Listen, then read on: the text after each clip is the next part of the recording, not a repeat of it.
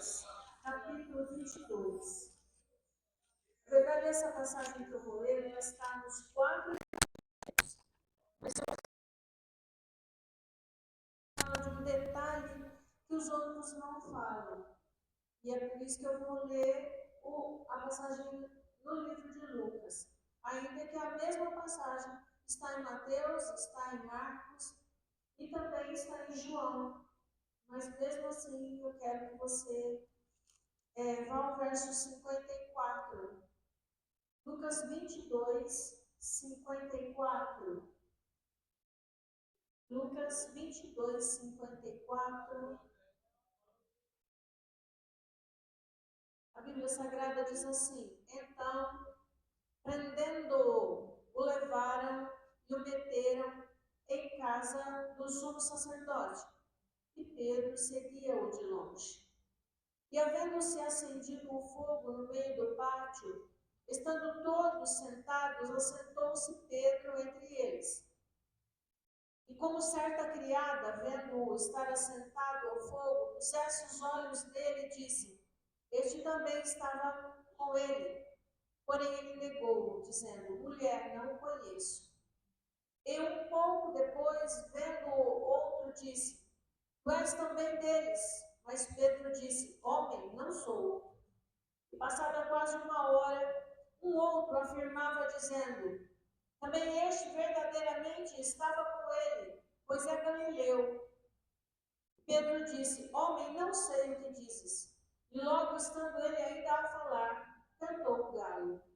E virando-se o Senhor, olhou para Pedro, e Pedro lembrou-se da palavra do Senhor, como lhe tinha dito: Antes que o galo cante hoje, me negarás 3 vezes. E saindo Pedro para fora, chorou amargamente. Jesus foi levado à casa do sumo sacerdote, primeiro Anás e depois Caifás. Aqui ele está em casa de Caifás. E Jesus entrou na casa de Caifás para ser interrogado por ele. E Pedro ficou do lado de fora, ficou no pátio. Eu estive lá em Jerusalém, nós estivemos nessa casa. Tem um caminho, um pátio para fora dessa casa. Nós vimos até o lugar onde Jesus ficou preso, né? Havia um lugar dentro dessa casa em que aquele que ia ser interrogado ficava preso. Jesus foi levado para dentro para ser interrogado. E Pedro, irmão, ele estava tão perto de Jesus. Pedro fazia parte do grupo mais próximo de Jesus. Pedro, Tiago e João. Quando Jesus ia, era Pedro, Tiago e João. Ele fazia parte desse grupo que estava mais próximo do Senhor. Mas ele estava próximo, mas não estava firme. Tem diferença, pastor? Tem, óbvio que tem.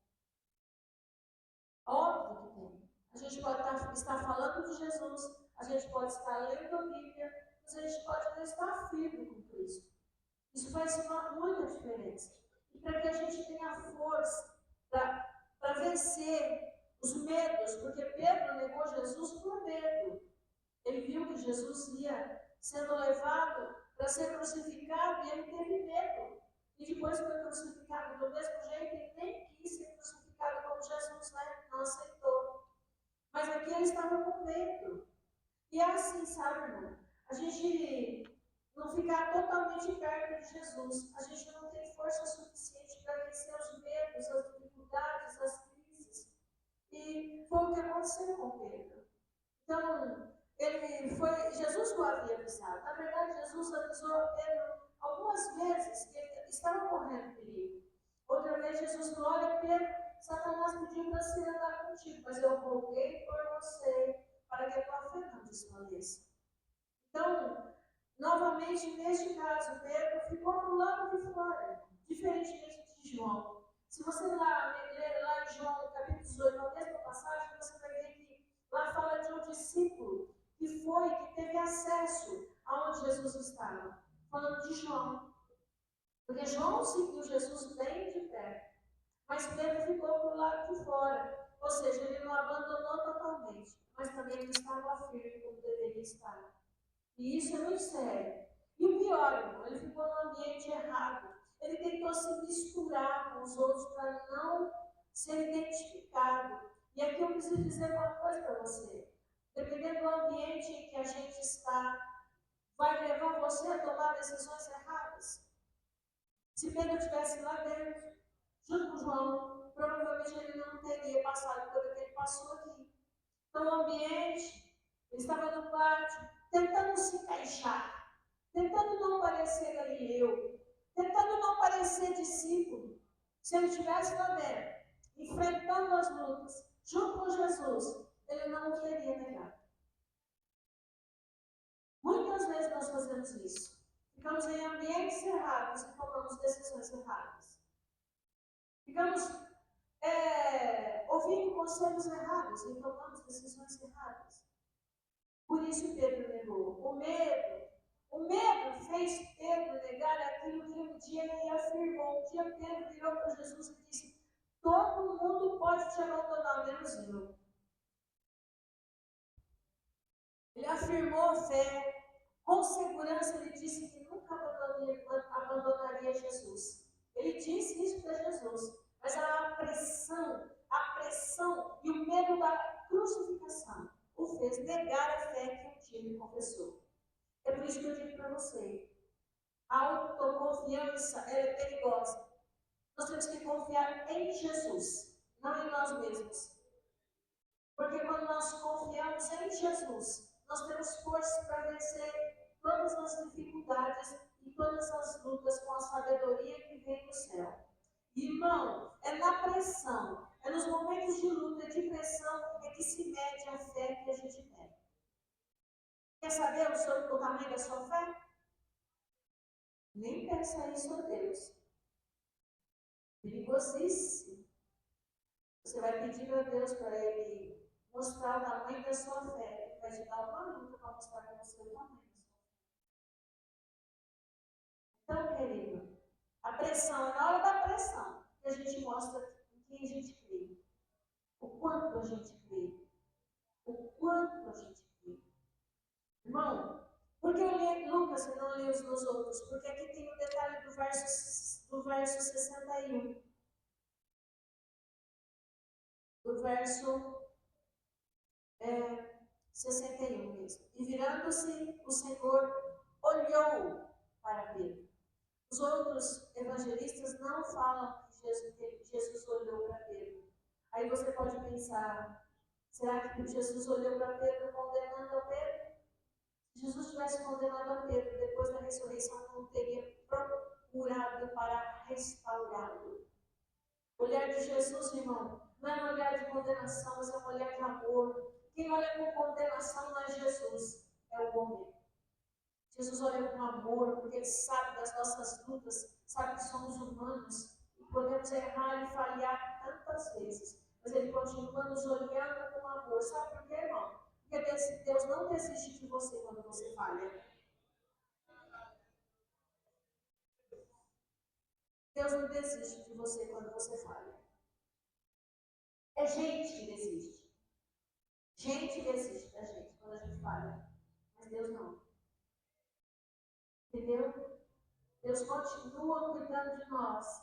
Deus continua nos procurando para nos restaurar. Ele fez isso com Pedro. Pedro caiu, irmão, mas ele não ficou caído, porque Jesus foi encontrá-lo para restaurá-lo. Sabe? Pedro foi restaurado. Pedro foi cheio do Espírito Santo. E Pedro, depois disso, ganhou milhares de almas para Jesus. Ele foi completamente restaurado. E o irmão, o galo cantou. Não foi para condenar Pedro. Para mim, o galo cantou para fazer Pedro acordar. Para mim. Sabe? Quando o galo cantou, Pedro acordou. Por quê? Porque o texto diz que ele se lembrou da palavra do Senhor, como ele tinha dito, antes que o galo cante, hoje me negará 3 vezes. Quem sabe o galo já não cantou para você milhares de vezes, centenas de vezes, dezenas de vezes. Porque quando alguém fala contigo, quando alguém te chama, quando alguém diga para você está errado,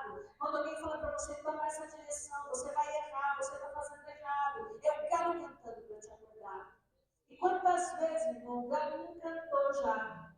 Eu mesmo sou um galo, eu vivo cantando na vida de um monte de gente.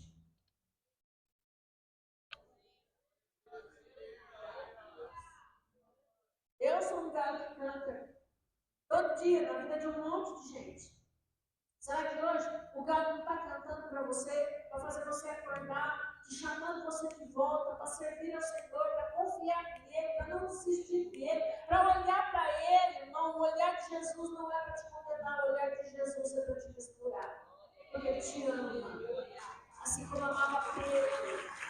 Jesus amava Pedro. Amava muito Pedro. Desapacenta minhas ovelhas. Pedro, tu me amas. Senhor, tu sabe, apacenta as minhas ovelhas. Jesus vai restaurar Pedro e dar uma missão para ele, irmão, que é uma missão gloriosa, a de apacentar pessoas. Apacenta as minhas ovelhas. Cuida das minhas ovelhas. Busca as minhas ovelhas. Um homem que negou, caiu, mas não ficou caído. Se levantou e fez toda a diferença. Pedro estava no Pentecostes, Pedro estava em Samaria, Pedro estava na casa de Cornélio, Pedro estava o tempo todo no livro de Atos, e Pedro e João na porta formosa levanta. Eu não tenho ouro, eu não tenho prata, mas eu tenho poder, porque eu conhecia ele, eu sei quem é ele, eu sei quem é ele, eu conheço o nome dele, levanta, toma tua cama e anda, vamos, anda. É Pedro, é Pedro, o mesmo Pedro, porque olha o que a Bíblia diz, e saindo Pedro para fora, chorou amargamente. Você quer a definição desse choro? Arrependimento. É o choro de alguém que não vai voltar a negar Jesus. Nunca mais ele negou Jesus. Fique de pé.